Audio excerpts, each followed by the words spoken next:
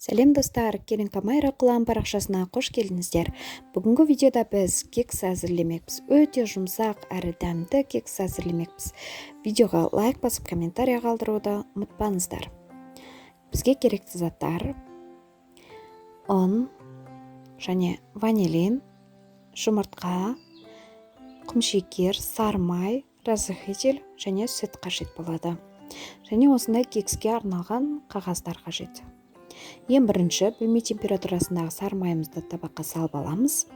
Және жақсылап миксерлейміз. Құмшекер саламыз, миксерлейміз.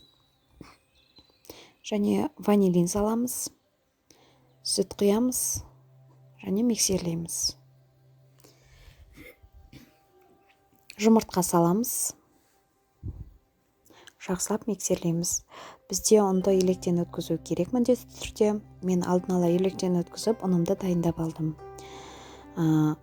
Ұнымызға разрыхительді міндетті түрде араластырамыз салып.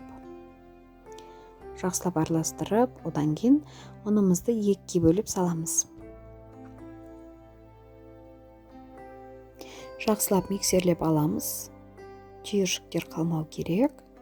Және екінші бөлігін салып, жақсылап миксерлеп аламыз.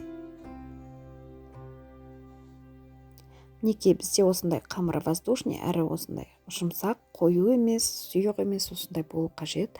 Және осы салафанчикке салып, арнайы формаларға құятын боламыз.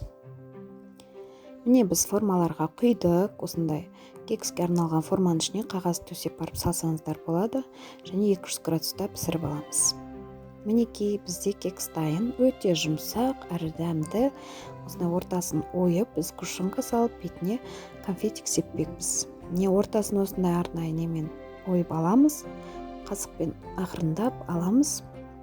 Және ортасына сгущенкамызды жағамыз. Құямыз осылай. Және үстіп бетіне жабамыз қайттан. Бетіне осылай сгущенканы жақсылап жағып шығамыз да, бетіне конфетик себеміз боламыз біз. Бетін өз қалауларынша сәндестер. Мен осылай сәндеп қойдым.